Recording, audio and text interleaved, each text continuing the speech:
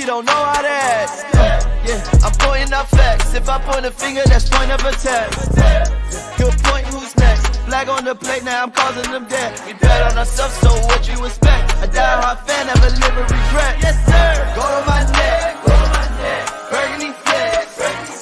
Who wants the smoke? We bringing it home. Be my guest. Look how we step. Who we got next? Step on the right, step on the left. Who do we rep? Commanders. Where's my soldiers? Right side. Commanders. Where's my soldiers? Left side. Commanders. Where my soldiers? Watch the middle. Commanders. Where my soldiers? High off the way that this sound, they turn up as soon as they feet the ground. I am not playing around. I hit them, I bet that they feeling me now. Welcome, one and all across the nation and around the world. I welcome you all to episode 29 of the Commanders Gridiron Report here on October 18th, 2024. I'm your mother, father, and co-host, Drew Willingham, and we are back for one more episode. Now, this is episode 29. I covered this team last year when they took one too many.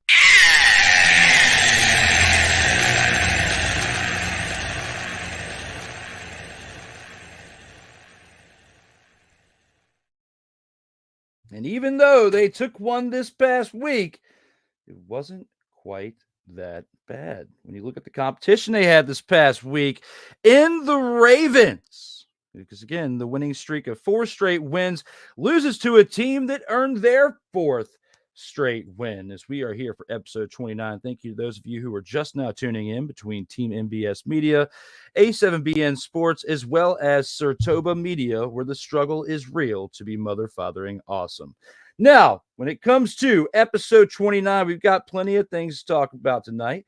We got to review this past week's game. We got to look at this upcoming week's game.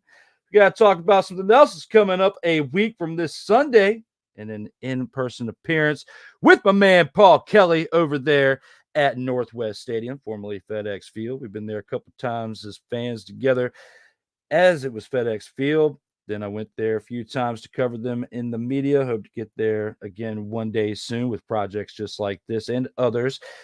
But this will be the first time I've gone back as a fan in 8 years. Looking forward to that in 2 weeks from this Sunday. We'll talk about that more, and we'll have content coming from that day as well. But right here and now, we've got other content to bring you. That is this past week's content from this past game. Again, I'm Drew Willingham, and welcome to this production brought to you by Sertoba Media, where the struggle is real to be awesome. And yes, the struggle is real to be mother fathering awesome. Drop your comments down below. I'll acknowledge them throughout the show. We are live before we get started officially. Normally this show is on Tuesdays at 1:05 p.m. Eastern time, but my schedule has been absolutely wild, which is why I have not been able to honor that on Tuesdays at 1:05, and I'm doing my best to do it on my off day, which is my first off day on Fridays when I'm not on call with my full-time job. So since I'm not on call, I'm doing the show right now. And earlier, I was slightly on call with some other things, personally, professionally. And it's been it's been one of those weeks, but I'm not complaining. You got to get it in when you can. And that's what we're going to do right here now. Thank you for tuning in. There will be shorts and clips brought from this episode at some point throughout the weekend. We got to get started with creating those clips and those reels right here in Mother, Father, and Now with the one and only First and 10. They are the Washington Commanders. New name, new marks, new uniform. Soldiers, are we ready for Operation Burgundy? Here with the First and 10. Again, we got to talk about the fact that the Commanders' winning streak ended this past weekend. Now, it wasn't in horrible fashion. Definitely got to look at how things were in week 1 when they faced the Buccaneers and lost 37-20. And this team, just like in this photo right here, has grown tremendously since that time. 4 straight wins. They came against losing teams. I said that in previous weeks. And this was the first true test. And it definitely was a great test when they went against the Baltimore Ravens this past weekend. 30-23 contest that definitely ended in the way that I had predicted, within a 7 to 10 point score difference. The Ravens were going to win this game, and I had predicted that last week. I didn't have enough time to pull the clip from it, but if you don't believe me, there's a playlist on this network on SHOWSTOPPER Media. You can click on it. Last week's episode, I called it. Now, it wasn't me being a hater. It was me being a realist and seeing what I've been seeing throughout the years. Even when they sucked, I watched this team each and every week, and I've seen tremendous growth. And you got to see the growth from the past few seasons. New coaching regime comes in. You have a culture change. It is a completely different team we're watching this year. The difference between this past week again and the previous 4 weeks, like I told you throughout this season, throughout last season when I brought the birth of this show when we were 4-13, that being the Commanders that we cover here on this platform, they've grown tremendously from episode 1 last year to now, episode 29. Even in a loss, they grew 30-23. As I brought it up, and I'll bring that graphic up here again. I did that. Yes, I did. It was fun. I made it by myself. You can probably critique it a little bit, just like some other things. If you think something sucks, let me know. I put this whole thing together. Now I'm here right now talking to you about what I saw after what I've created. Because I just hit the other camera, but we'll get to that later. Back here now, the shenanigans continues, as well as some professional football coverage with the Commanders right here and now, from last year to now. And you think about this 1st and 10, competing against this Baltimore Ravens team and losing by 7 points. It is a respectable day at the office. We're going to break it down more in the Burgundy Flex review. Jaden Daniels, against his quarterback of comparison that they're trying to say, with Lamar Jackson being the quarterback of comparison, you got to look at what he did in this game in comparison to Lamar Jackson. I mean, still, this kid is being really smart with the football. You cannot deny that of Jaden Daniels. Even in a game right here against the Ravens, you look at his stats. Didn't throw any interceptions. He's a very low touchdown to interception ratio on this season. One of the greatest rookie statistical seasons we've ever seen at this point. There's still a long season to go. And we also have to look at the fact that there are 17 games in a season. So these records that he needs to break, in my opinion, just like other records we were talking about last year on other platforms like Tyreek Hill and his wide receiver record, you got to do it within 16 games. You've got to do it. If you don't want an asterisk beside it, because in the past 50 years, the NFL has grown from a 14-game season to a 16-game season to a now 17-game season inside of 18 weeks, but they're still being won by. You look at comparison to other leagues like the CFL, where they have two buys per team throughout a season, at minimum, because they play 18 games. So look at it for what it is.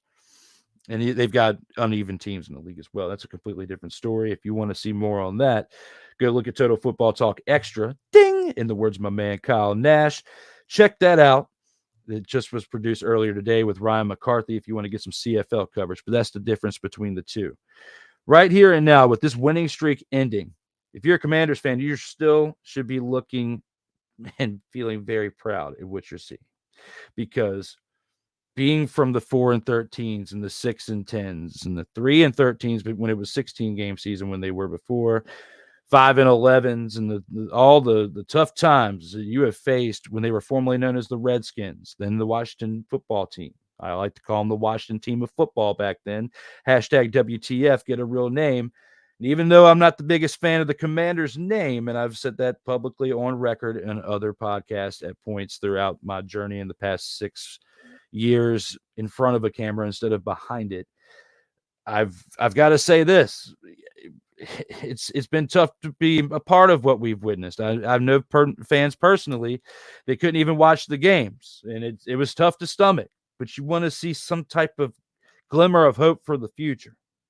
And what I saw throughout the past few seasons, there's only really two main weapons that are still with the team. Well, I mean, you can make an argument for De'Ami Brown and Jonathan Allen on the defense, of course. But mainly the two biggest standouts that have been a part of the rebuild have been Terry McLaurin and then Brian Robinson Jr., who was recently added within the past year. And then he was a rookie, and we saw what happened with him and where he's come from then to now.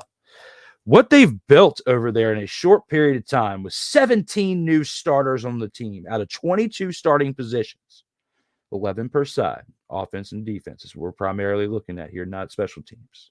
But 17 new starters in the NFL, and what they've done now at 4-2 through the first 6 weeks of the season, you've got to be proud of what you're seeing. If you're on this team, the absolute confidence level is at an all-time high. From what my peers out there have reported, who I've still kept tabs with and seen what they've done, to just watching the game itself live. And then also, I got to throw a plug out there. I'm not sponsored by them, but the NFL Plus app, I mean, it's kind of like what you pay for Netflix. It's like $14.99 a month. But you can go back and watch every single replay of the game. They've even got the condensed ones of the main highlights. And then, of course, the shorter clips with what you would see on like YouTube and everything. But you can get a more in-depth analysis, and that's what I enjoy. And that's how I'm able to actually talk about the NFL like I do on Total Football Talk.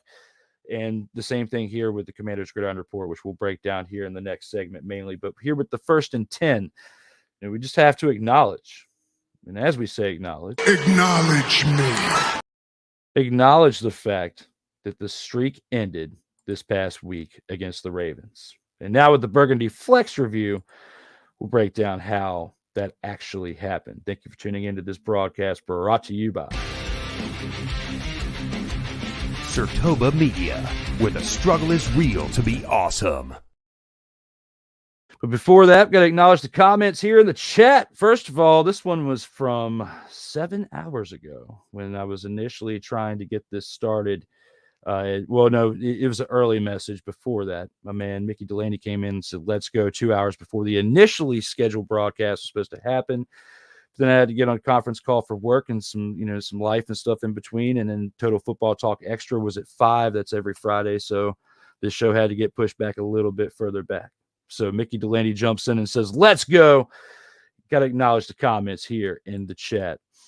Also, Sick Diggy is back here, says, what's good with everybody? And I appreciate you tuning in there, my man, as he was here earlier with Total Football Talk Extra, bringing some great comments in there. And my man, Paul Kelly, name dropped him earlier because me and him have got some great seats that, where hard work pays off. We get to, relish in that. We got some great seats. We're going to have a great time here a week from Sunday. So, yes, we're going to watch the number 1 overall pick versus the number 2 overall pick that day. And he can't wait, and I can't wait either, because it's been almost a decade since we got to go check out a game as fans. I've been there 3 times in the media, covering it since we went, 8 years ago. But, when you get to a point when you're thinking about it earlier in the year, and the team is playing pretty well, I mean, it's worthy enough to go see live, and we haven't been able to do that really in our adulthood, because back when they actually had that good leap of faith back in 2012 when RG3 was there, it was balling on a budget times. And I remember we got some free tickets to go the year prior when they were playing bad enough to draft RG3. That was the first time we went 13 years ago. So for the 3rd time in 13 years, me and my man Paul Kelly are going back. This time for the first time since it's been renamed Northwest Stadium, and since it was FedEx Field. Don't even get me started on the name change. Y'all already know right here, okay? You got a relic right here. So somebody who really knows this fathering team known as the Commanders, formerly known as the Washington football team, or as I like to say, the Washington team of football, #WTF, or the formerly known as the REDSKINS, politically correction. Don't get upset. Don't be a snowflake. It's history. And I've got the ancestry to prove that this is legitimate as well. So don't even get me started on the whole name change thing. But right here and now, as we're back on track with all that, let's take a look at our next segment, as we got to break down this past game and how we got to this 30-23 score for our opening segment in the 1st and Mother-Fathering 10. Week 6 in the books right here on paper. But how did it happen? let's take it into that segment and look at the Burgundy Flex review. Go to my neck, Burgundy Flex. Who want the smoke? We bringing it home. Be like that. Here are the Burgundy Flex review. Shout out to Darrell Owens as well for the great shots that he brought from this game. You know, he's giving me the green light on sharing these. That's why we can take a review at this and the NFL not get upset by showing clips during the show. And, you know, put a mark on our YouTube channel or tell them, hey, we can't do that. No, we don't have that issue going on here because we have legitimate photos. Scary Terry right here for the Burgundy Flex review, celebrating after one of his decent plays he had on the day. You know, with him, he wasn't the leading receiver on the day, but he did get the leading amount of scores as he got 2 touchdowns on the day and was big in this game as well because he's been big for this team since, you know, the rejuvenation of the team, the rebuild of this team. He's been there, and I applaud his services. So besides all that, here and now, you got to take a look at the pictures within the side of the game. So the Burgundy Flex review right here. There it is. Austin Eckler. This man right here stepping back into form at certain points throughout the year, but not in this game against the Ravens because the defense definitely contained him pretty well. He had 9 carries on the day for 21 yards, averaging 2.3 yards per carry.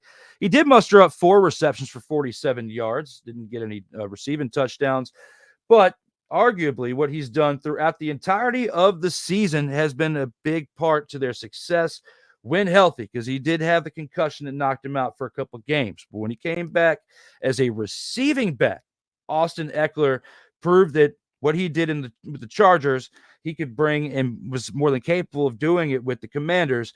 But the issue still is there, and the big question mark of, can he stay healthy enough to continue to do this on a consistent basis? Because if this team is going to make a run at some point in the future, not in 2024, but in the future, they need someone of the capabilities that what Austin Eckler can provide for them, but they need it consistently because that's what this team has lacked. They've had flashes in the pan at certain points throughout the past 10 years or so, but this is the first team that anyone of a fan of this franchise has had a glimmer of hope of even making the playoffs in quite some time, let alone actually making some noise. And making some noise would be to get in the playoff round and win, and we'll get in the playoff round. I mean, the wild card round, host the first round game at home, you know, win the division, host that game, but then actually win that game. Because throughout the times that the team has made the playoffs in the past 20 years, they, except for the first wild card round that they had in 2012, they have been eliminated that first round. They haven't even made it to the divisional game. So a big win would be for them to make the playoffs this year and win that wild card game in the first round and make it to the divisional round. And then if they get eliminated, it's still a win because of what you had from last year and building into this. I have gotten so much heat before I go into any more pictures. I've gotten so much heat on TikTok for the video that I put up there about the Commanders are not going to the Super Bowl. Like I'm just saying, like, because there's people out there, if you live in Virginia and what they started doing over that 4-week span. Oh, man, Jay Daniels, best quarterback in the league. They're going to the Super Bowl. Like, you got to have more pieces than just the quarterback alone to make a run. But 2, you have to have consistency, and you got to see what he does against the high-caliber teams like the Ravens. He did prove that this team has something special for the future in that game, but they need a couple more pieces that I feel like they can get within the next offseason or 2, and then you'll really see a team, like I predicted earlier this year, that within the next 5 years I can see them in the Super Bowl. But I didn't say about anything about winning yet. But in the next 5 years, I can see them there. But they need a few more pieces during this offseason and next to get there. And Austin Eckler, back to my original point, with what he's done throughout that 4-week span when healthy, has been a big part of it. But this week, when you can only get 9 carries on the day for 21 yards, you can't establish a running game. When your quarterback has more established yardage on less carries, you have to look at that for what it is, and you got to regroup. And Austin Eckler might not be the best, running back to have as your starting running back, which is what happened in this game because Brian Robinson Jr. was out. once back and healthy, back in the RB2 role where he shines, I feel like they're going to revert back to where they were during that 4-week span. But we have to see against another good test. And I feel like that test is going to come during week 8's contest with the Bears, because the Bears have a lot to prove and the Commanders still have things to prove against a decent team out there. And they did so this past week with the Ravens.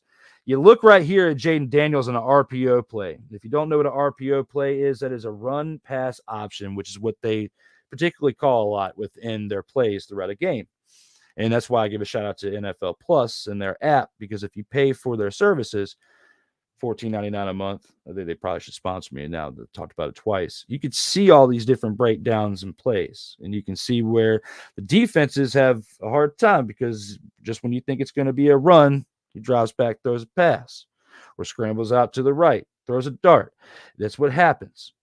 But when you look at this right here, when you look at the look on his face, the determination, the fire, the drive, the will to win, with his story that he had going through LSU, very similar to what a gritty background of what this team needs. An established culture of kids and adults, coming in, kids that are like 22 years old, fresh out of college, being able to buy into this based on the type of backgrounds that they've had. Can't come, from wealthy backgrounds and not have the drive or the hunger to want to win. And that's what I see in Jaden Daniels. His father played defense, in his college career, but Jaden actually made it this far, and you could tell that he wants it. If I've sent some people that I've got the video of where he's wearing the VR goggles, and what that brings to his intellect within the game. He's breaking down defenses better as a rookie than most quarterbacks are within 10 years in the league. And scoring 23 points on the other team, you can definitely argue that it's definitely still working, because the kid had 6 carries on the day for 22 yards. That's more yardage than your actual running back in this game, for one. But for two, you didn't turn the ball over. You didn't have any fumbles. You didn't have any interceptions. You were 24 of 35, which is still a very solid completion to attempt percentage. It's a little bit more humanized based on what we've seen him do, but 24-35 is still respectable. Throws 269 yards for 2 touchdowns on the day, Jaden Daniels does. So looking at that for what it is, you have to be excited if you are a Commanders fan, because this is solid quarterback play that you're getting, and a quarterback that also can move and is elusive enough to where this is better than what a fan saw back when the Redskins had Robert Griffin III in 2012 at his peak before he got hurt. So this is a better run than what he started out with, but he is very small. I'm very, very concerned about the frame. Still, I know a lot of people are saying that too, but it's just, I'm still concerned about it, but this is a different time. This is a different era. I'm worried they're going to play well enough to where they stick with the Commander's name. But if it happens, it happens. We already have the history, and the lineage is still there. They still carry all that within the franchise today. So it is what it is. We'll deal with it. But you got to adapt and move on. And that's what this is. Adapting with the name change. And they're still the same team, just different ownership, which is something we clamored for a very, very long time. And you're seeing that with this pick right here, the number 2 overall pick in Jaden Daniels. Now, Zach Ertz right here, another big impact on this day as far as the positive part of it. When you look at what he did, he was the leading receiver on the day, 4 receptions for 68 yards. As far as the yardage, he was the leading receiver. Noah Brown was right behind him with 4 receptions for 58 yards. And then Scary Terry himself, led the day as far as the touchdowns. But Noah Brown right here making the effort for the catch over the defender for the Ravens. Look at this right here, this shot by Darrell Owens that he got in this game. That just goes to show you how much more competitive this team is, because we didn't see this type of competitiveness from the Commanders last year when they were 4-13. Sam Howell was getting absolutely whacked back there when it came to the sacks. And then the offensive line was a little different. Nick Algoretti has helped establish the offensive line like really, really, really has helped establish that offensive line, because that they needed someone. He's not Jason Kelsey like what he was for the Eagles, but he's pretty close. It's pretty close as far as the leadership that this team needed. And Nick Algoretti has helped establish a strong offensive line that I think needs one more addition during the offseason on that unit, another tackle. We'll get to that later on. But right here and now, that's why this team has been able to score points. It's the defense that really needs help on the other side. And, the Ravens defense celebrating right here after a play that they made on the Commanders offensive team, because again, they still did only hold them to 23 points in comparison to the 30. Gave up a decent amount of points on the day, but still, did well enough that they deserve to celebrate in this moment, in this review. You look at Lamar Jackson on offense. This guy, MVP of the league before, and he could be again if he continues to do what he is doing. He did have an interception that he threw, which is, the score was close, but it arguably could have been a more wide open of a score had he not thrown the interception in that play. But here, he is orchestrating what he wants done within this play. You're looking at the highlight of what he did. 323 yards on the day, was 20 of 26, had a higher completion percentage than Jaden Daniels. And Derrick Henry, the running back, definitely helped make that a thing. But Zay Flowers was his leading target. 9 receptions for 132 yards on the day. Mark Andrews, who you see in the photo, had how many catches did he have up? 3 catches for 66 yards and 1 touchdown. But the big factor, on top of their celebration right here with Mark Andrews and Lamar Jackson, the big factor in this game, like in most games this year, was Derrick Fathering Henry. King Henry himself. Look at what this guy did on the day. 24 carries, definitely establishing the run with carries like that. 132 yards on the ground for the day, averaging 5.5 yards per carry, which every 2 carries you're getting a first down with this guy. That's absolutely MVP-like numbers. 2 touchdowns on the ground does King Henry. He is not a receiving back, so he didn't have any type of receiving numbers, but 24 carries for 132 yards and 2 touchdowns. In an era where we see running backs, they're used as dual threats, more so might be 75-25 running to receiving, but it's not that often you see a running back in the NFL who only primarily runs the ball. And King Henry dominated in this game. Look at what he's doing right here as well, fighting for the first fathering down. He himself, along with another man we'll talk about here in a second, were absolutely huge besides Lamar Jackson. And you have to take a look at what our old friend, not our old friend for the Commanders, but the old friend of the NFL, Justin Tucker, did on the day. 3 of 3 for the day on field goals, 45 for his long, and had an established 12 points on the day with the extra points throughout this game. So, looking at it for what it is, looking at this game, you got to face up against King Henry. You got to face up against Lamar Jackson, former MVP. You got to face against somebody who has been the best kicker in the NFL for quite some time. He's also had his struggles throughout this year, so for him to be 3 of 3 on the day was huge for him. But for King Henry to dominate the way he did, for Lamar Jackson to still only have 6 incomplete passes, one of them being an interception, which, yes, he did throw an interception and Jaden Daniels didn't.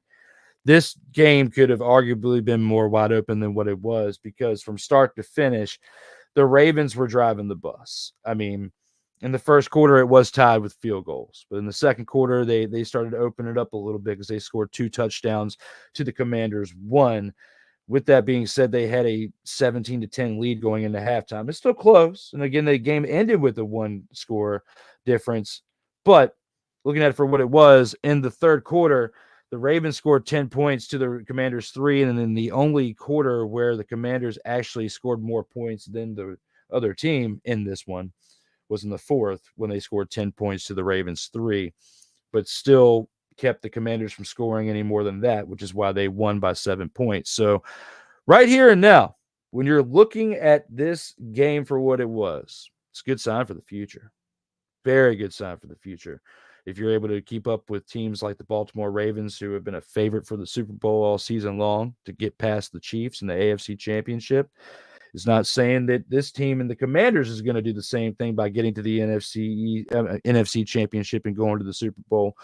They could make a run in the first couple rounds in the playoffs, but I don't see them making the Super Bowl quite yet, and most people don't either. So right here now, let me take your comments before we go to commercial break and see what you got going on here. Sick Diggy's in the house saying, this rebuild has been quite a journey for the Washington franchise. It absolutely has. And for that, I will give my man this.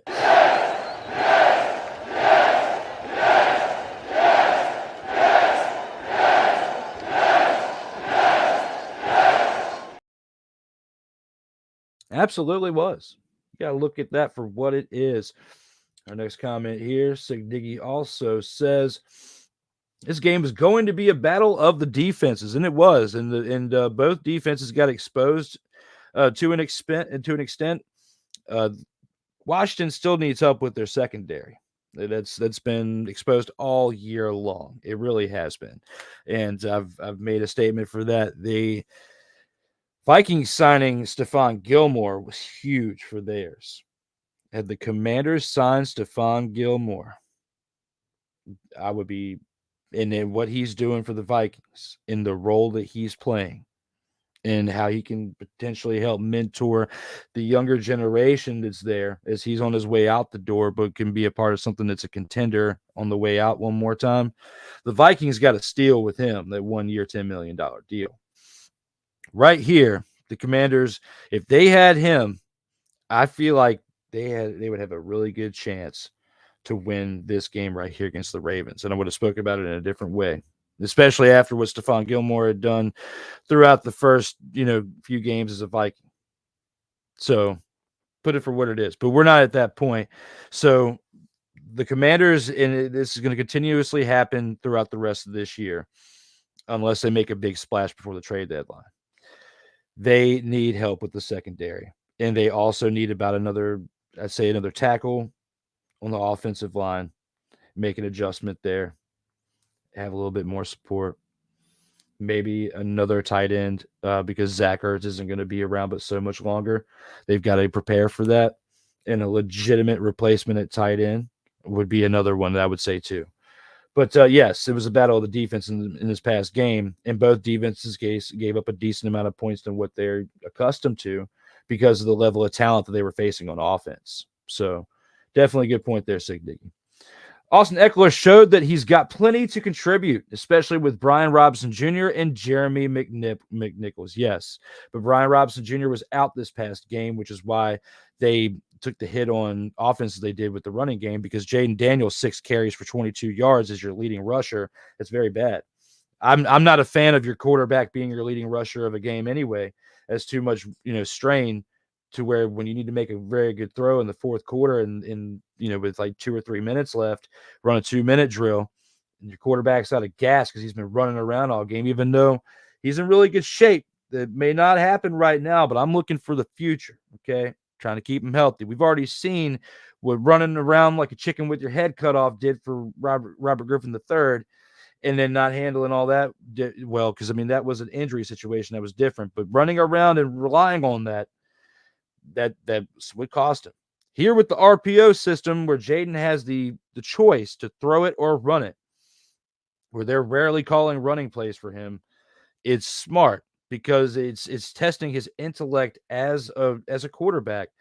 And we've seen it work on both sides, with him not only just picking the right times to run for the most part, but to pass it.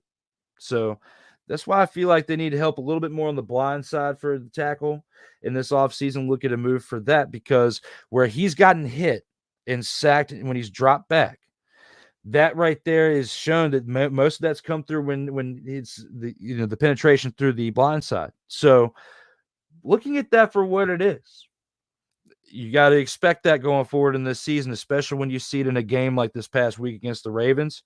And I'm not going to be mad when I see it, because, there's a lot more when you dissect this team from the past. So much negative you could throw out there. I'm able to talk about more positive now than I am the negative. And that's a great thing, especially when you look at what they did against the Ravens. But they need Brian Robinson Jr. to remain healthy.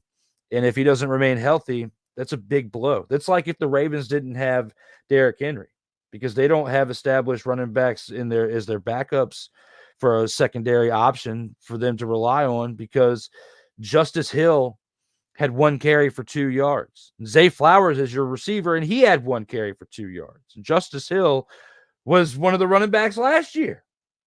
So when and that's your 3rd and 4th running back. For the Ravens, your secondary running back for the day against the Commanders was your quarterback, who had 11 carries for 40 yards on the day. So, again, well-balanced contributions, like Sick Dicky is saying, from your running backs definitely makes a big difference. Brian Robinson Jr. is the number 1 running back there, but he wasn't in the game this past week. Jeremy McNichols has been, great in short spurts, but in this game right here, he was next to non-existent when he has 2 carries for 9 yards. So looking at that for what it is, that's more of a testament to this Ravens defense. Their defensive front is absolutely nasty in a good way. And I've enjoyed watching them. I just wasn't looking forward to the outcome of this because I knew it was going to be one big. It wasn't really a stinking, but it was the type of one that you can live with. But it was this.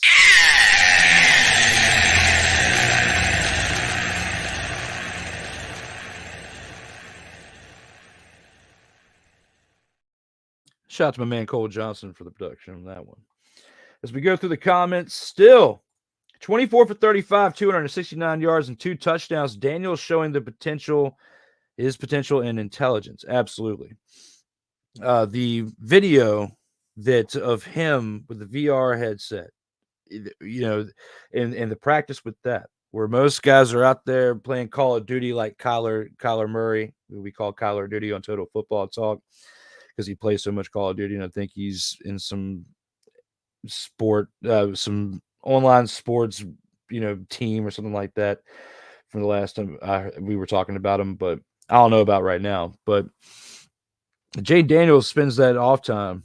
He's not out there partying, getting all up in the hype during the season, which is smart. Live during the off season a little bit, but during the season, he's all locked in and doing whatever he can to prepare for the next game. And he was already doing this in college, putting on a VR headset and practicing even when you're not at practice, and that much dialed in. And that's why you're seeing the results on the field. Yes, 24-35 for 269 yards and 2 touchdowns with no turnovers. Definitely showing a lot of potential and intelligence. And it's been amazing to watch. I had so much hope in Sam Howell before. But I officially will sit here and say I was wrong about Sam Howell. I was excited to have somebody from the East Coast go in there, but now that we've seen Jaden Daniels come out there and do what he's done at the level of preparation that he puts in each and every game, it just goes to show that when you have the next man up, you can definitely take something from that and incorporate your own style. And this is another great example of how technology is helping us in a lot of ways. There's ways out there that technology can hurt us, if we use it the wrong way. But Jaden Daniels with the VR work, that's paying off right here. And that video that a friend of mine sent me recently that I shared out to others is definitely, I feel like, a huge impact on top of his other preparation that he puts in physically. But mentally, that is where it comes in. Ertz, McLaurin, Zacchaeus, Eckler, Luke McCaffrey, as well as both De'Ami Brown and Noah Browns, were very productive with the passing game. The offensive line protected the pocket quite well for the most part. Yes, they did. But there were certain parts throughout the game. There were a few plays where the defensive line got a little bit too close. Okay. The offensive line can grow and get a little bit better.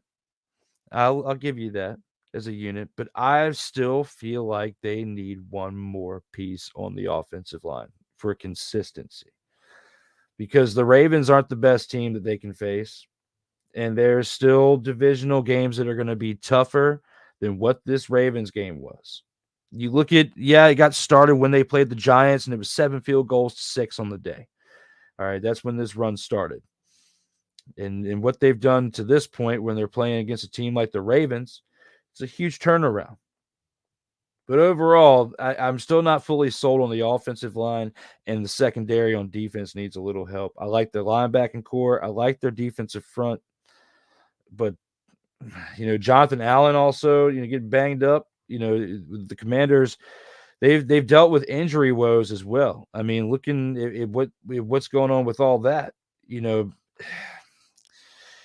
that's another big blow to the defense. You got to look at what's going on there, and consistency is key. And that's what we're going to be talking about for the rest of the season and on other programs too when it comes to this game of football. This was a close game, and the Ravens refused to lose at home. Absolutely. And the energy of the crowd was big too, because, it was literally what they labeled it as, the Battle of the Beltway. You had fans on both sides there, but the Ravens, they were there a little bit more for their team at the end. And it paid off very well.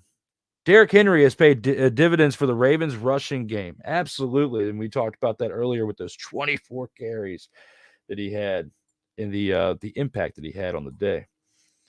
Jonathan Hart says, we got Ben Sinnott at tight end. I know I butchered his last name. Yeah, I mean, it's all good, but I still know what you meant there. And shout out to you for your comment over here, but and joining us in for the first time. But when it comes to Commanders Gridiron Report, we talked very highly of Ben Sinnott when he was drafted, but he's been pretty quiet ever since he came into the league in comparison to what Zach Ertz did on the day. And we're going to talk about that a little bit more. We do have the MVPs of the week that we're going to show up here with the Soldiers of the Week here after our first commercial break in a few minutes. But stick around, and you'll definitely, I think you'll be impressed with who we got for the MVPs of the week for both teams. Because, it was that close of a game where I actually did it for both teams this week. Either way, both teams were very competitive, hence this being a close game. Yes, very much there, Sick. I definitely agree with that. Lamar Jackson still showed that he can't rush the ball instead of handing it to his running backs. It's now a bad habit, yes. The good thing is, I want to say this. It's good that what we're seeing with Derrick Henry over there, and it's more of a balanced running game. It's also saving Lamar Jackson from potential, injury that'll be detriment to your season or your future beyond. But your backup, your running back too, your RB2, your backup running back, Justice Hill, he was there and part of the team last year.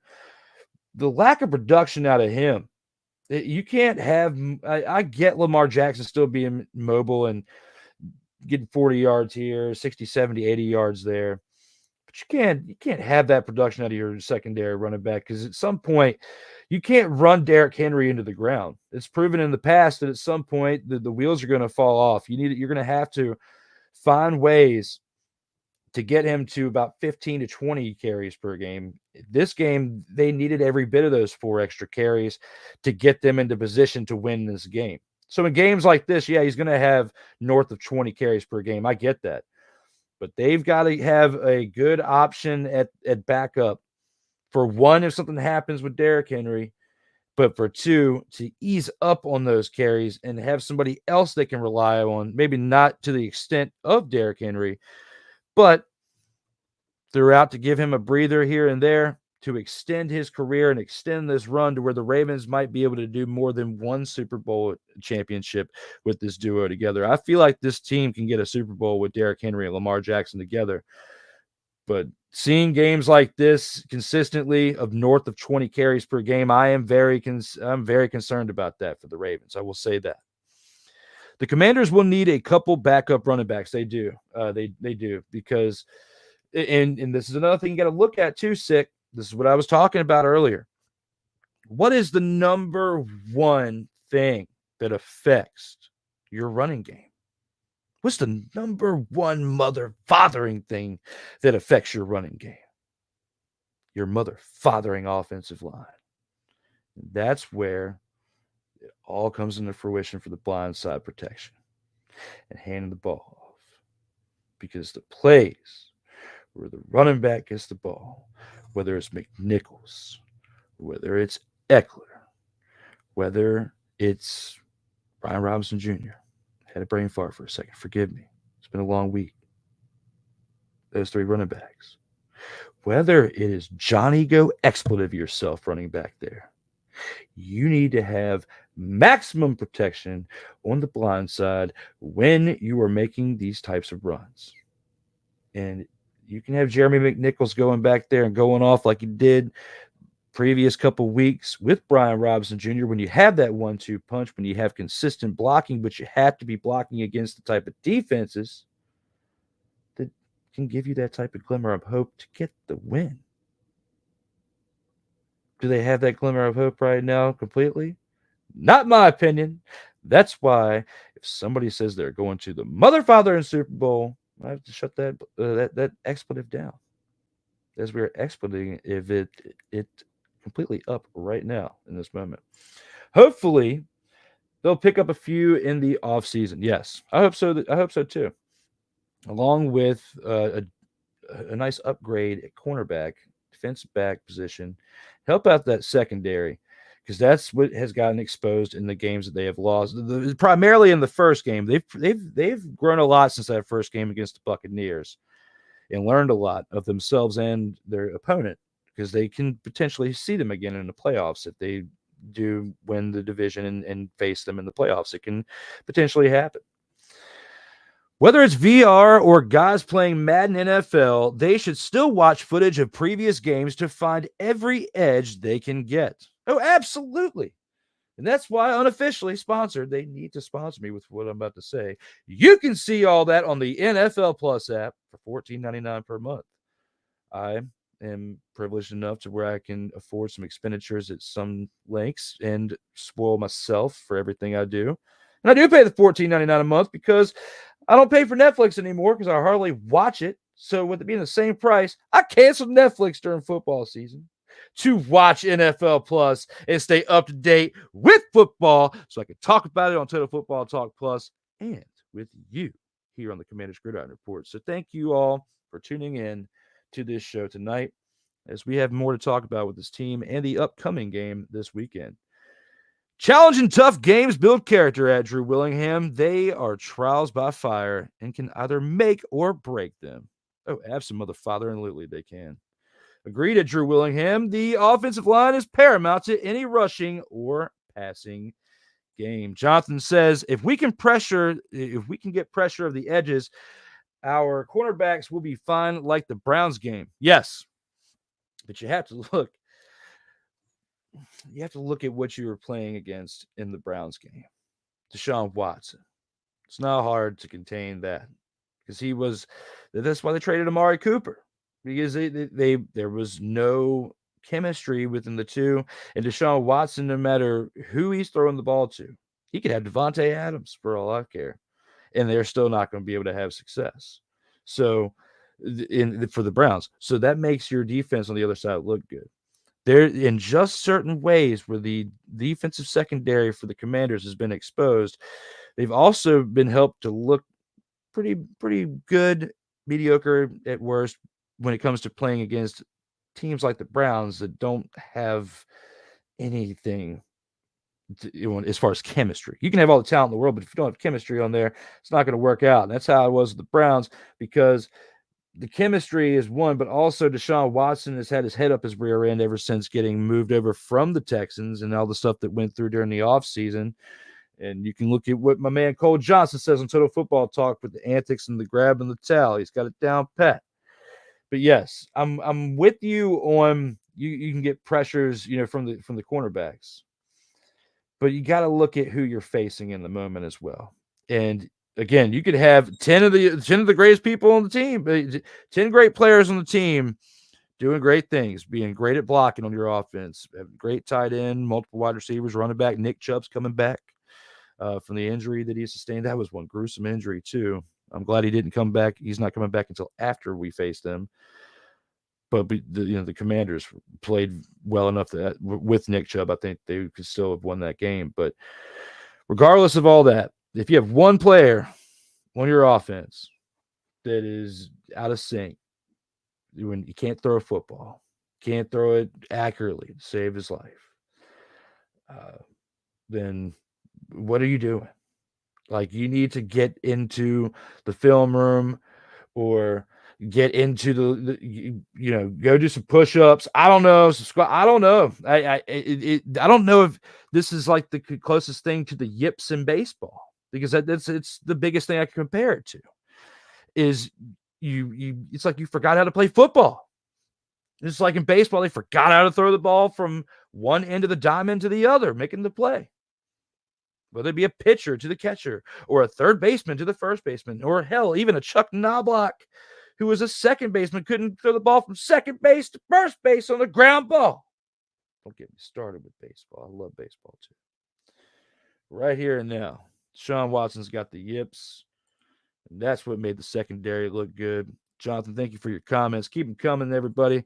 Appreciate the participations. We still have 4 more segments to go, but for me to keep this energy, because I know you got to admit, this energy's father and awesome here on a Friday night, as I've been hyped after working 40 hours the past week in my regular career to be here, to be able to do this with you and to build something special like we've been able to do with Sartoba Media.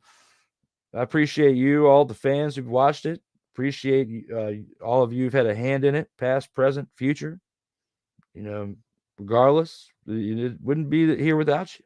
So I'm hyped. This is fun. Got a beard. Haven't had a haircut in 4 months. I could be going back to the old school ways. Who knows? I haven't made a decision yet. Got the hat on, but what do you think? Let me know in the comments during the commercial break. Should I go back to this look right here? 3.5 years of great hair growth. The championship belt right there. I'll grab it during this little slide as well so we can see it before the commercial break. But what do you think? Think I should go back to that hairstyle right there? Think I should grow it back out? I'd be about 40 years old. Actually, I'd be 41 if I let it grow out to be that long again. That was 21 and a half, almost 22 inches. What do you think? Do you think I should grow that hair back out? 4 months. Haven't got a haircut. Starting to get a little shaggy. Haven't made a decision. Let me know. What do you think? Right here and now, what I do know is we are going to go to a commercial break. But when we come back, we got more to talk about. We got to give the MVPs for this past week. We also have to preview this upcoming game against the Panthers. There's going to be some more shenanigans along the way. I'll see you after this next commercial break. Commanders, where my soldiers, right side. Commanders, where my soldiers, left side. Whether it's news, the largest egg producer finds bird flu in chickens at a Texas plant, weather, devastating tornadoes rip through the heart of the United States, inspiration, a breast cancer survivor completed the journey of chemotherapy, and now begins a future one of matrimony or sports. Michael Jordan is shown on a photo with Diddy. LeBron James has a video extolling the virtues of a Diddy party. This has been yet another beating a dead horse presentation. We got you covered. BS3 Network, in association with Comey Media Incorporated, proudly present The Morning Shift with Cole Johnson. Live every weekday at 8 a.m. Eastern, 7 a.m. Central.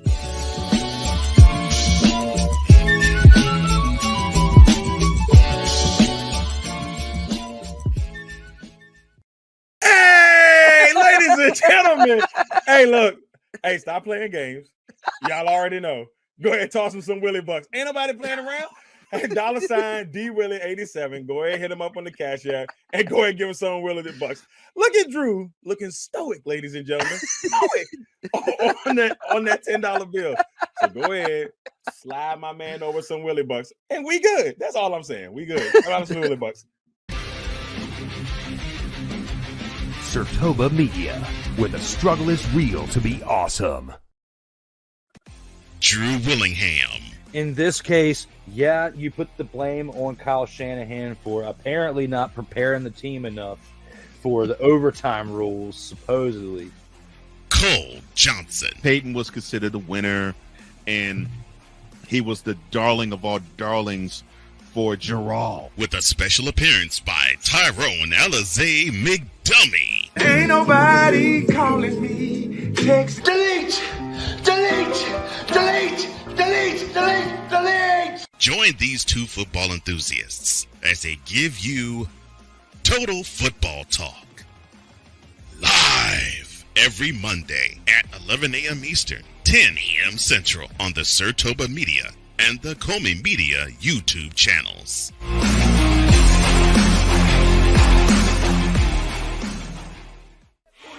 Commanders, where my soldiers? Right side, right side. Commanders, where my soldiers? Left side, left side.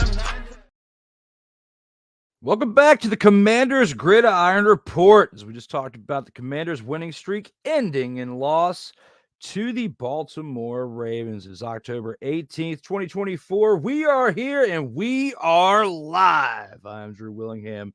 We are back for episode 20, Mother-Fathering 9 tonight.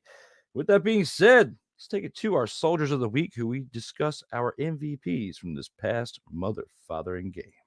Where my soldiers? Right side, right side. Commanders, where my soldiers? Left side, left side.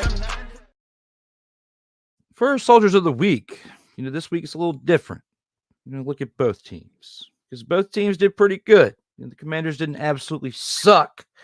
So I felt like they deserved to actually be in the running for, Soldiers of the Week. Why not? They deserve it. Give them a break. They did what they did, and they didn't play horribly. So give this team their credit where it is due. Now, when we look at this, we have to acknowledge the fact that we've got multiple players on both teams. Normally, it's 3 per side that I would pick in this case. And, well, there was an honorable mention that we were doing for a little bit as well, but we're going to kind of steer clear of that right now. But for this one, we're going to take a look at the Ravens first. For the Ravens, the graphic disappeared. Oh, no. Well, let me click a button. Bring it right back. Here it is. The Ravens. Lamar Jackson. We talked about it earlier. 20 of 26 on the Mother-Fathering Day. He also had 323 passing yards, a passing touchdown, and an interception. You also got to look at Zay Flowers, 9 receptions for 132 yards on the day. 24 carries for Derrick Henry, King Henry. I would say for him, he was the number 1 Soldier of the Week for the Ravens, as he put up 132 rushing yards and 2 rushing touchdowns. That is who I have as the Ravens picks for the Soldiers of the Week. For the Commanders, you got to take a look at Zach Ertz, who definitely turned back the clock a little bit when you look at the fact that he had 68 yards on 4 receptions for the day. Terry McLaurin had 6 receptions for 53 yards and 2 receiving touchdowns, along with Jaden Daniels, who had 24-35 completions out of attempts for 269 passing yards and 2 passing touchdowns. He also added 6 carries on the ground for 22 yards as well. When you look at this from this team, between the Commanders and the Ravens that they faced this past week, very competitive team, especially led by Derrick Henry on the rushing attack and Lamar Jackson in the air. Looking at this for what it is between the Ravens and the Commanders, these are my Soldiers of the Week from week 6. You can dice it up however you want between the Ravens and the Commanders. And if you disagree with what I have here for my 3 MVPs for the 2 teams this past week, let me know here in the comments, whether you're watching on Team MBS Media or A7BN Sports or on Surtoba Media, where the struggle is real to be awesome. Surtoba Media, where the struggle is real to be awesome. And now we got to look at your comments that we got here in the chat. We got some during the commercial break. And Jonathan said, I just subbed up. Thank you. I appreciate it. We are one step closer to 1.26 thousand subscribers on YouTube for Surtoba Media and Team MBS Media, as well as climbing the ladder. And we have had this show on that network, since last year when I debuted this show. So, but Sartoba Media is definitely the birth of it all. That is my own brand that I've done in-house and with friends like Corey Mann, Cole Johnson, Kyle Nash, and their content they have brought. This, Corey's debuts tomorrow, which we'll talk about here later in the show. But, between the work that everybody's done and even helping me out with my own content, being great guests on my other shows that I've done besides this one, this platform wouldn't be what it is today without them. And also wouldn't be what it is without you and the viewer. So thank you very much for everyone who's contributed. And the new subscribers, the ones who've been here, who will watch this at parts while it's live now or even later, because it is Friday night. This is an unexpected time. I tried to schedule this 5 times earlier in the week, and just life and work and everything else, I had to do it when I could, and this is the first chance. So, but Paul Kelly says, grow it out, bro. I might, man. I might just do it just because Paul Kelly said it, but I've been thinking about it. Yeah, grow it out. Got the championship belt there. We're taking that to the game when we go next week. Not going this week against the Panthers. We're going next week against the Bears. We'll have some content from that because I will bring the shenanigans with my camera in the parking lot, not in the game. Phone only. But right here and now. We're not using the phone. We're using technology as in cameras and computers to make this show happen. Growing it out just might be a thing. Sick Diggy also says the numbers don't lie. They don't. So there it is. So shout out to you as well for being a big part of that and helping me out here with the camaraderie within the comments. And now we're winning, so keep your hair how it is. Okay. Because they're winning, I can't cut it. So there it is. The people, that's probably going to be one of my biggest arguments if somebody says anything. The Commanders are winning, so I can't cut it. We'll see. But I got hats, all sorts of stuff to keep it professional. Everything will be all right. But now back to the Commanders show with the MVPs and the acknowledging of the comments and everything in between. Still got more to talk about. It's not over yet. That being where we go to the showstopper to break down what is next within that and what we see for improvement for the team. High off the way that this sound, they turn up as soon as they feet the ground. I am not playing around. I hit them, I bet that they feeling me now. Here for the showstopper. What adjustments can the team make to improve from the week 6 win? There's not a lot, to be honest. The biggest thing that they got to do is they've got to establish the run outside of their quarterback. They need Brian Robinson Jr. healthy. Depending on that and how things go within their running game, if they can establish a run and get more out of their offensive line and get a little bit more protection on the running attempts to where they can attempt more runs, that's going to be your difference maker. That's going to be the number one thing between that and your secondary coverage. So when you're playing against a team like the Panthers, it's not going to be the same type of competition that you had the previous week within the Ravens. But that being said, you can't take them lightly either, because you look at what happened with the Falcons. Now, the Falcons didn't take them lightly, but they were just competitive because they're interdivision teams. This right here is not an interdivision team, but it is, I would say close to local rivalry to an extent, not like the Battle of the Beltway with the Ravens, but, just a state over is Carolina, and that's where the Panthers are at in Charlotte. So it's right here. At times when they were more competitive, it was more of a rivalry, to the point to where when the Commanders formerly then at that time were the Redskins, there were people I know that were jumping off the Redskins team wagon that they had been on throughout the 80s and 90s to be fans of the Panthers. Okay. So looking at this, even though the Panthers team is not competitive right now, to an extent that we have a whole lot to worry about, where you're looking at a different week before with the Ravens. You're not preparing for that type of team, but you still have to prepare. And I feel like with the culture that what we've seen and established within the locker room over there, they're going to be focused and ready to go. There's not going to be any type of lack of focus in this game. The only way that the Panthers, I feel like, can beat the Commanders this week is if they find some way, somehow, to expose that defense to the extent that they've been exposed, like in the first game with the Buccaneers and this past week with the Ravens. And at certain points throughout that winning streak, they were as well when it came to the secondary. That's the part that you got to be concerned about.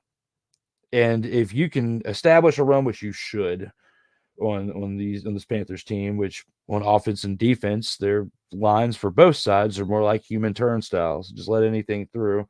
Or in this case, when it comes to the offense, just contain them. For the Commanders, to contain them to where they don't get through. It's going to happen. The Panthers front is not that much to worry about. But what you do have to worry about is if you get too flashy too early and you start going for deep bombs, and the secondary exposes that.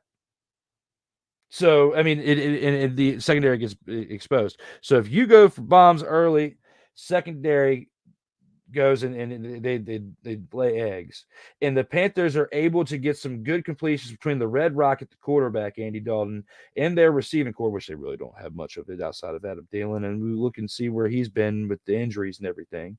So here and now, Panthers, not really concerned about them, but what you do have to be concerned about is the defense of the Commanders being exposed in the secondary again, and the offense is contained, which I, again, still feel like if the Panthers put up points, they're not going to be able to put up as much as the Commanders.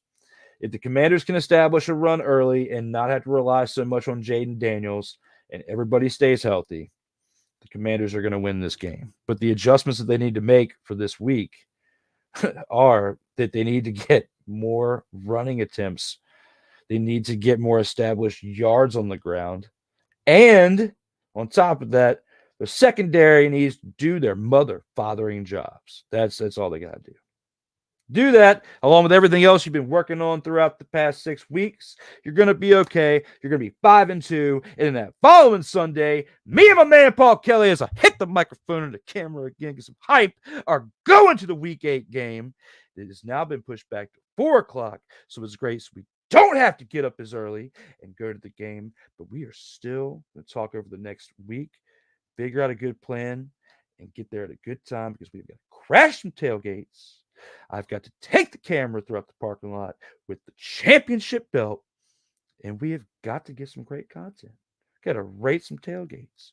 We got to crush a few Steve Weisers, and we got to show the fans the lineage with the arm right here, and everybody unite because sports unites everyone, and so does this brand known as Surtoba Media, where the struggle is real to be mother, father, and awesome as we click the button. Surtoba Media, where the struggle is real to be awesome. I may be a little excited to go to this game, but yes, we're going to have a great time. Looking forward to it, my man. As he said earlier, he cannot wait, and neither can I. How motivated are the Panthers going to be this Sunday? It's a big question. I think they're going to be motivated because of, you see the type of turnaround the Commanders have made in a short time, and the Panthers have regressed tremendously in that time that the Panthers have improved. You got to look at the ownership. I don't think they're going to be motivated because there's so many things going on within that franchise. It's tough to be a member of it from what it appears to be like between the reports and the body language on the field. There's a lot of question marks within that franchise that, just like what you just asked, how motivated are they going to be? I don't think they're going to be so motivated, my man, but we shall see. As well as the home field will also be a big factor.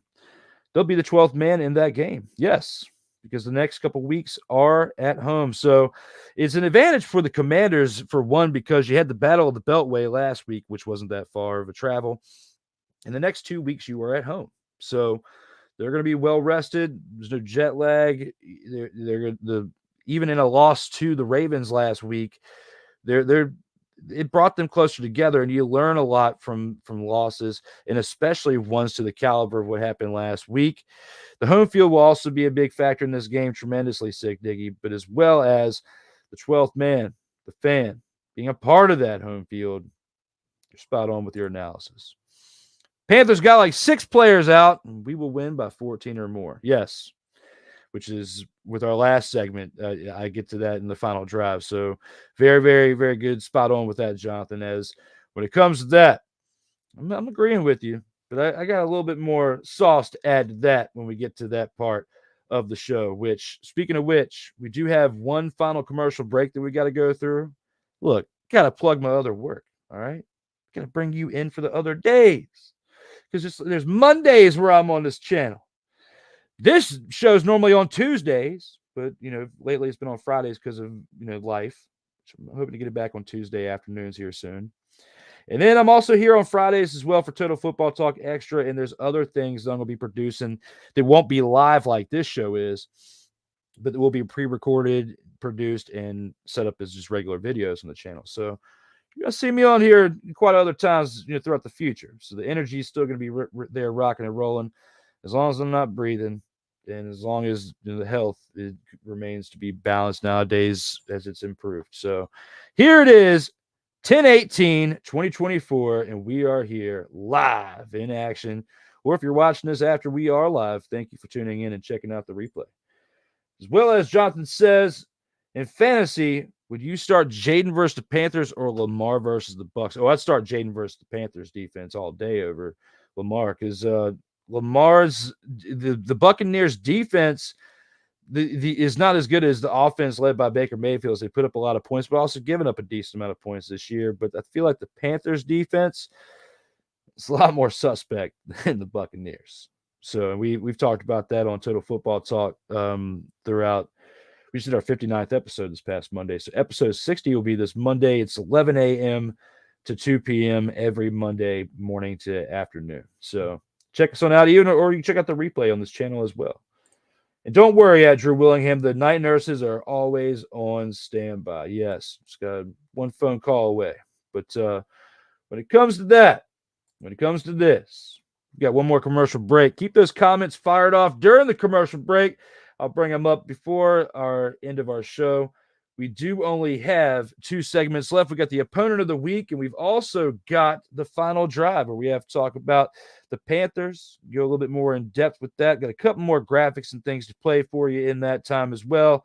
But I got one more set of plugs I got to get, as well as a 2-minute break for myself. I'll see you here in about 2 minutes. Commanders, where my soldiers, right side. Commanders, where my soldiers, left side. Everything Boston. I love you morons. New Kids on the Block, New Edition. Dear whatever the law firm is. Sincerely, the U.S. Supreme Court. Ben Affleck, Matt Damon. Go yourself again, Jason Whitlock.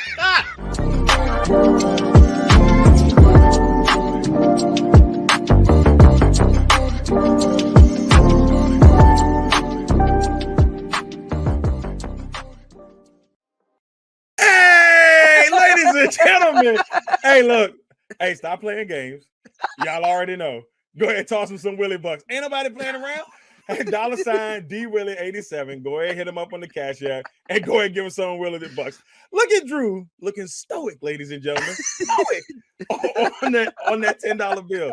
So go ahead, slide my man over some Willie Bucks, and we good. That's all I'm saying. We good. How about some Willie Bucks?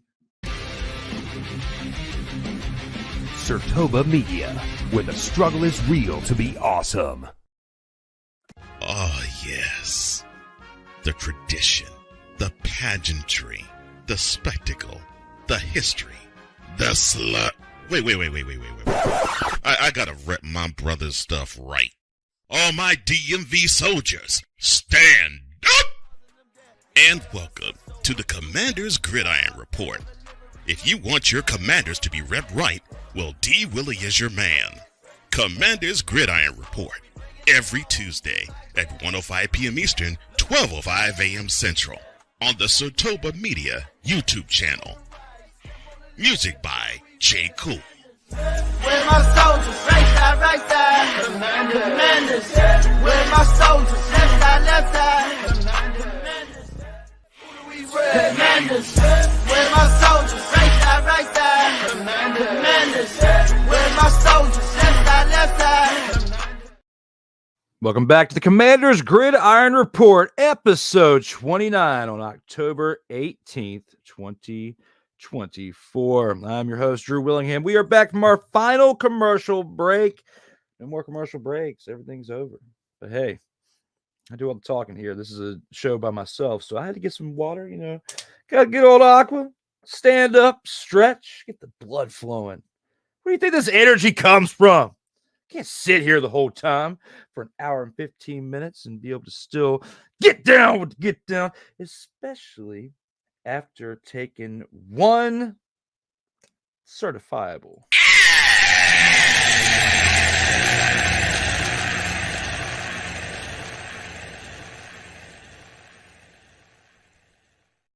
To the face by the Ravens this past week as a fan or as someone covering this team.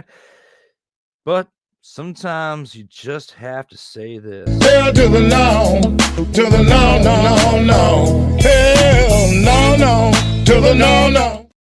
As far as what you're going to deal with and shake it off, get back on that wagon and get ready to rock and roll, because at least being a part of this team in the fanhood is not like being a part of this one.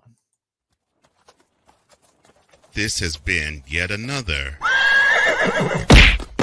Beating a Dead Horse presentation. It's not fun to be a fan of the Cowboys right now. Hope you enjoyed that, fans of the Commanders. Now back to the program as we have two more great segments we got to talk about. The next one is the opponent of the week. Look how we step, Who we got next? Step on the right, step on the left. Who do we rep? And again, the Commanders are at home Sunday, 4:05 p.m. Eastern Time. Week 7 action. The Carolina Panthers, who are 1-5 coming into this week, take on the 4-2 Washington Commanders. Looking at this game for what it is. We had a comment earlier I want to bring back up here, as well as this one. We got a couple more with Sick Diggy as well later on, but Jonathan says the Panthers got like 4 players out and we will win by 14. Absolutely. Looking at this prediction right here for what it is. So it's a pretty solid one. Got to say for Jonathan bringing this up. Got to give him a shout out for this. Pretty solid take. Especially when we look at the fact that we are going on an in-depth analysis of this game right here. The fact that there are several players that are banged up and not available for this contest. The fact that the Commanders have been on a run the previous 4 weeks, playing against a team that was on a little bit better of a run than them when you think about the talent that they have acquired throughout the offseason. And the one big missing link being their running back, and they've got that with Derrick Henry and doing what they did against the Commanders. This Commanders team needs a little bit more time to gel. They're doing a great job of gelling within the past 5 weeks since that week 1 loss that they had. But here and now, going against a team like the Panthers, it's a different caliber of team. This team has been crumbling at the seams for several years. Since Ron Rivera was fired and came over to this franchise, and I'm meaning like the Carolina Panthers firing him, and then he came over to the Commanders and, had mediocre success throughout. And then, of course, we saw the demise towards the end, but a lot of that was the ownership, the culture, and the things that were going on throughout that tenure. Here and now, Panthers and Commanders, completely different types of matchup. When you look at before, it was like the toilet bowl of the week. It was very, very ugly to watch the matchup if you were to have this a year or 2 or 3 years ago between these two teams. Now, it's ugly for one side, more than likely for the Panthers, as the Commanders, if they play their cards right, which they have so far this season, there's no reason for me to say that they won't. I'm expecting this to be a lopsided victory in favor of the Commanders. And I have not predicted this at all this year. I've been very, very straight and narrow, and I've also predicted some of these games earlier in the season that they would lose, and they ended up turning around and winning. And 2 of those 4 wins I predicted wrong. The last 2 I predicted right. The first 2 I predicted wrong. I predicted them to lose against the Giants. That was wrong. I'm predicting them to lose. I'm predicting the win against the Giants, predicting them to lose against the Bengals and the Cardinals, and they surprised me there. So thinking about that and growing within the process, I'm going to say here and now that even if the ones I predicted, I didn't predict any blowouts. This is going to be the first blowout prediction I've had all year long. I have not had one. And with that being said, I'm going to predict, and I'm going to probably be wrong again, because usually when it comes to the blowout scores, I'm wrong. But I'm going to say the Commanders win 38-13.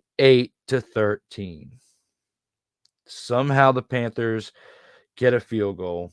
No, somehow they get a touchdown, and they score 2 field goals, and they put up 13 points. The Commanders put up 5 touchdowns and a field goal. Cruise behind a decent running game in this attack against a defense in a defensive front that human turnstiles. I'm predicting them to win by more than 14 points. It's a great prediction by Jonathan. Like I said, he said 14 points or more, so he's still within the wheelhouse. But I'm saying 38-13. That's like a 25-point difference. So I'm predicting a 25-point blowout here between the Commanders and the Panthers, but favoring the Commanders. So my prediction, 38-13, the Commanders win this game at home, 4:05 p.m. Eastern time this Sunday. If you like it, let me know in the comments. If you don't like it, let me know in the comments. If you don't mother, father, and care, let me know in the comments whether you are watching now live or during the replay. Let me know what you think, because I'm here. You can see me. I am not John Cena. Now, back to the program. You should know your role and shut your mouth. All right, I'm trying. Stop it. Get some help. All right, give me a break. I was just trying to throw a total. Surprise, motherfucker. These buttons out here. Sometimes they click themselves. What? Maybe they do. What? Maybe they don't. What? Oh! Yeah. Yeah.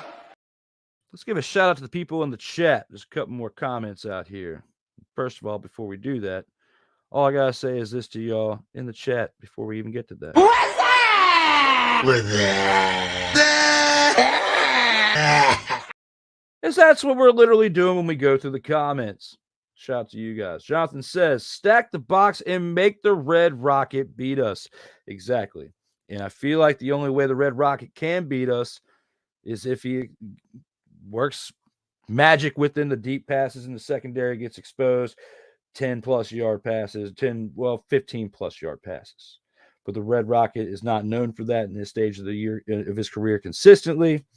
So that's why I feel like there's a really good chance that this blowout that I'm predicting, the first blowout I predicted for the Commanders to actually have as a winning part. I predicted blowouts for the other team to be favored in, and I did that last year when they had the 4-13 season.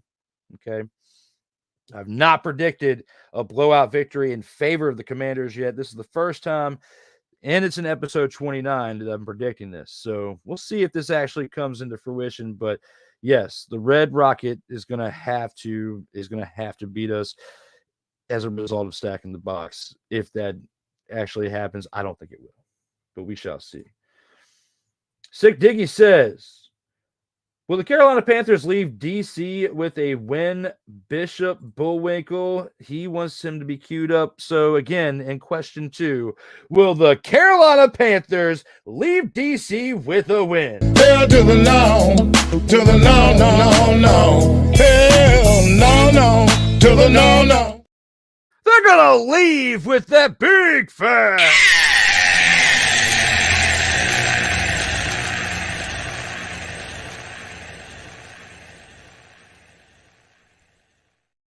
This is if the Commanders were to stare down to the Panthers in this kind of promo. You may claim to be the best in the world, but I'm better than you.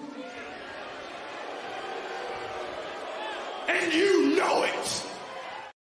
Because the Panthers are an absolute You know it, and I know it. And maybe. You can't handle the truth. Come on now. Acknowledge me. Got a great set of buttons to click. Now, back here. When we look at this program for what it is, they will leave there with an L, not with a win. So, but great question there. I see a couple more interceptions, Quan, Martin, and Mikey. It's possible. It's possible, but I'm not sold on this secondary, man. I'm just not sold. Thanks, I appreciate it. With being the funny as expletive, as I'm trying my best out here to not cuss while I'm live. That's why I censor myself. But when you watch the content that I pre-record, and I will say the cuss words then, and then I will just bleep it out, put it up there. Got family that watches the channel. You know, don't want them to get upset with me with certain things, and I can possibly censor myself. There's growth out here, brother. But if we have a conversation off the air, I'll cuss like a sailor. But I will expletive it up while we were out here live on the airwaves, because certain content that I produce is on radio stations. This one, not yet. Haven't really pushed it that much yet, but consistency is key, and we'll see. We'll see how things are with next year with it, one step at a time. And as always, if this is your first time to the platform, subscribe now and never miss out on new content. We still have one more last segment to get to. Let's go ahead and take it to that with the final drive. We bet on ourselves, so what you expect? A diehard fan never live with regret. Yes, sir. And here with the final drive of the Commanders Gridiron Report, we got to talk about this team heading into Week 7. You know, we had the prediction of 38-13. You know, my closing thoughts when you put all this together, like I've said in the previous episodes leading up to this, since, you know, we started this back up for this season, it's been exciting to watch. There's been a lot of pain that people with inside this franchise, as a fan, as a player during the tough times, business, you know, the people who are still a part of it, the legends like Doug Williams. Think about what he's had to be as an ambassador of the team for like 30 some years, working within the organization, being a part of this thing. And it's got to be depressing to go to work when you got a team that's under the type of ownership like they had previously. You can see a complete culture shift from top to bottom. Management, ownership, locker room, it's all different. It's a great process to be around. When you're around toxic people who are negative, run their mouth, say negative, I almost did it, expletive. They could bring down a locker room, okay? There are people out there, and I buy into this. This is how I am for the most part. Like, if you try and have a positive attitude and be a little light and have a good time, lighthearted, you know, not take things so seriously at times. You got to take, you know, moments in time seriously, like when you're doing serious things. But of course, keep it a positive mindset on it. If you have a negative mindset on things, it's not going to work out. If you're doing negative things to hurt the detriment of the franchise, which is what was going on with the Commanders before, when they were formerly known as the RADSKINS for a 2.5 decade span of that tumultuous ownership, it's going to affect the team at some points, which is why they never could be consistent with greatness during that time. There was no such thing as greatness during the Dan Snyder era. We're starting to see a rejuvenation and rebirth into a franchise to where when this ownership that came in and took over and said they want to restore the greatness of this franchise from their history, they won 3 Super Bowls within a 9-year span for a reason. And although it had a lot to do with Joe Gibbs and the talent that they acquired in the way they played, it all stemmed from the mindset and the culture that was established throughout that time. And although the game of football is much, much different today in 2024 than what it was 35 and 40 years ago when Joe Gibbs was coaching this team and getting them on that track, 40 years ago, they were just coming off of their first Super Bowl, and this was before they had their next two. It all started with the way the culture was built within that locker room. Of course, you got to have the talent. Of course, you got to have great coaching and motivation. But coaching was different back then. As if you listen to what Bill Belichick has said and as a coach and to what other people who have played in these past decades in comparison to now, the way they coach is different. The way the game is played is different. There's a lot of different factors in today's game. But the main thing that remains is the work we see within each and every down of the game, the results of the game, the scores of the game, uniforms, similar fashion, except for those big condom-looking things on the top of their heads, which for the health and safety of the player, I'm fully sign off on it, but it does look weird. Okay, we'll talk about that on Total Football Talk next week. Right now, it's Commanders, but the Commanders themselves, for what we've seen from the end of the Dan Snyder era to the beginning of Josh Harrison Company era, you got to be excited for what you're seeing. You got to embrace it. And for somebody who's been a part of it all, whether it's covering the team or watching the team as a fan growing up, my past 20 years of adulthood has been waiting for this type of season. Like, and I had it in 2012, 12 years ago, but it was a small flash in the pan because once RG3 got hurt, the way it happened, I knew that it was over. I knew that it was going to be a long time before we saw something quite like that again. And I didn't even think we would ever see a type of rookie season like that again until this year. Kid has got 11 games left in this season. He still has time to continue to make an impact because, again, RG3 wasn't putting up numbers like this early in the season. He can be the first player in a very long time since like pre-Super Bowl era. Correct me if I'm wrong. Sick Dicky, if you're still out here in the comments while I'm wrapping this thing up and can find it in time, since you are the Tony Reality of this show as far as in the comments. Has there been any player in the Super Bowl era that has won the Rookie of the Year and the MVP? I don't think so. I think I remember looking this up not too long. I'm just drawing a blank because it's been a long week. But it's been done. Somebody's won the Rookie of the Year award and the MVP in the season, but it hasn't been in the Super Bowl era. Jaden Daniels can do something RG3 couldn't do. There was talks of RG3 at certain points throughout his rookie year of being in the top 5 in the voting. And I think he did finish in the top 5 of the voting for MVP in 2012, but there was talks of him potentially being the first to do it then.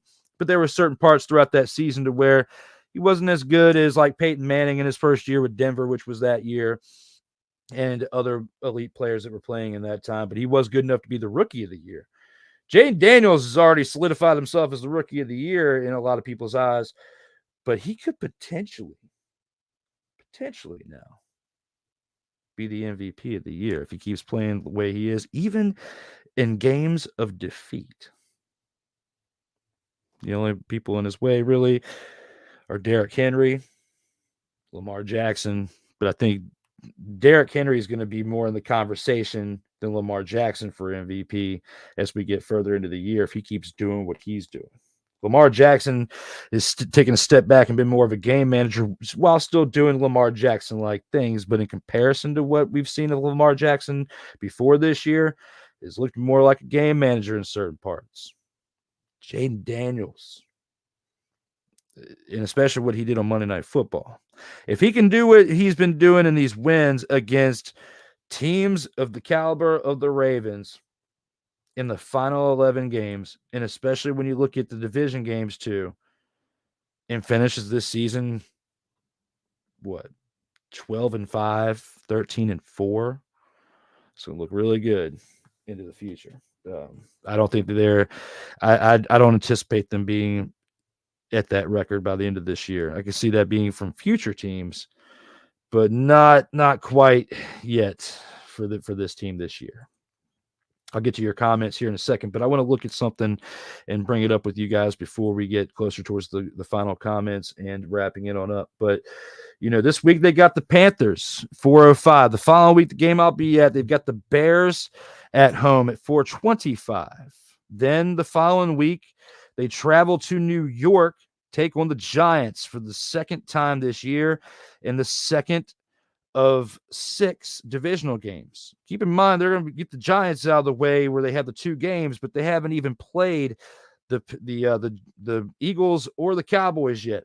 And this is in the next 3 weeks. After that, you host the Steelers at home on November 10th.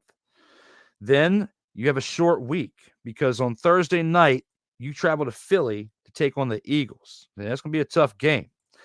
Followed by the following week, you do get a 10-day break because you do have that Thursday night game against the Eagles, but you have to turn around and play another divisional game where you host the Cowboys at home. These are tough games that you're going to be having later in the year. So getting these wins now is very important for any type of run this year because despite what's happened with the way the Lions beat the Cowboys, look at how the Giants have been overall, and they still have been very competitive with divisional matchups. That's how it's always been in the NFC East. No matter if a team hasn't won a game yet within that division, they're still a threat to your record at that current moment and can serve you an L in that moment. Don't you take them for granted. The Titans, though, I'm not worried about them. They face them the following week when they have them at home, especially if Will Levis is still playing at that point. Jeez, man, throwing 95 yards last week was absolutely terrible. It was a complete joke for that Titans team. And especially if the Saints are playing to the caliber of what they played last night on Thursday Night Football, you got to take a look at the game on December 15th, which is after their bye week. They have that week before. They have a bye week very late in the season, about week 13-ish. Yeah, week 13, because then they play the last 4 weeks of the season on weeks 15, 16, 17, and 18, as those games are the first one I just said against the Saints on the 15th. Then you've got another home game with the Eagles this time on December 22nd. You also host the Falcons the following week on December 29th. And in your following game, you wrap it up as you go to Jerry World to play the Cowboys, which could have some serious implications, not so much for the Cowboys, but the Cowboys could be motivated if a win for them serves up as, something that could affect the Commanders potentially either A, making the playoffs, or B, a seeding that takes away from a home field game, or whatever the case may be. Both of them could still be gunning for the last wild card spot for all we know at that point. So that very last game against the Commanders against the Cowboys in Jerry World is going to make a big impact. But right here and now, when it comes to week 7, Commanders are winning this game. Don't you worry about that. They're going to get their 5th win of the season. They've already, gotten as many wins so far this year with the 4-2 record as they had last year when they were 4-13. So there's still a lot to be proud of when you look at this Commanders team. But right here and now, the one thing that we got to be proud of is that we together, as you, the fan, and me, the producer and talent on this show, put together one great show. I had fun tonight. There's not many things I can do in the podcast game where I do by myself and have a good time. But this episode tonight was definitely a blast. And we got to get back to the final comments before we round it on out. Jonathan says, "Hail to the Commanders." I still wish it was HTTR, my man. And he says he definitely subs it up, and I appreciate it. And that was in response to what I was saying earlier. And only rookie to win MVP was Jim Brown. Yep, that was pre-Super Bowl era. I was thinking about that. I wanted to say Jim Brown, but I wasn't 100% sure. So I'm glad you were able to look that up for me. And I'm going to the Bears game as well. All right. Well, hey, man. Well, you'll have to, if you're in that area or whatnot. I think I'm like, let me see where I'm at, man. So I got to look at this picture real quick. At least tell you the section that I'll be in. But the section that I'll be in for it, where is that mother fathering picture? Section 139. I'm not gonna tell you the row. I don't want to completely throw myself out there. But if you're in section 139 or in that area, You're 134. Okay. Well, man, if you see me, I'm gonna have some Commanders gear on. And I don't know if I can take the championship belt into the stadium or not. This one, I know I'll have it in the parking lot. Let's put it back in the truck before we go in. But I'm gonna have this. This is the championship belt. This it's gonna be there. It's gonna be in the flesh. Just the hair will not be there anymore.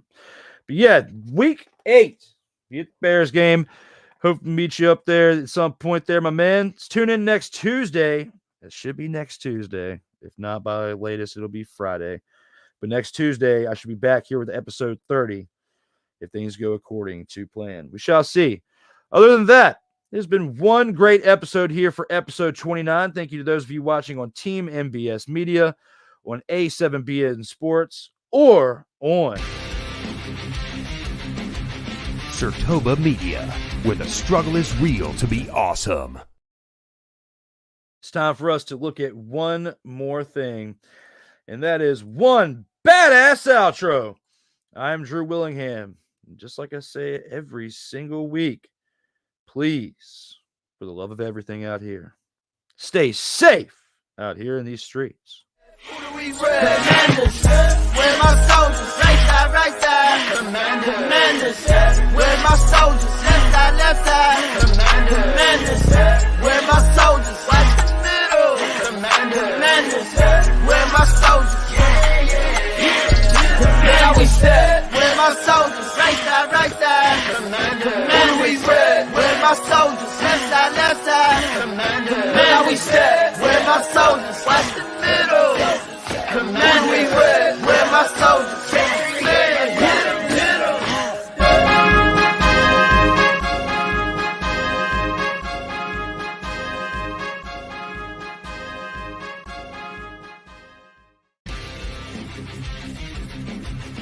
Surtoba Media, where the struggle is real to be awesome.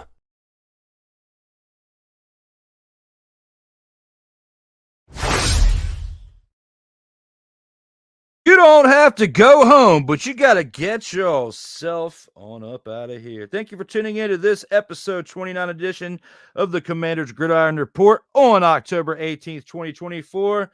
And please, as always, stay safe out here in these streets.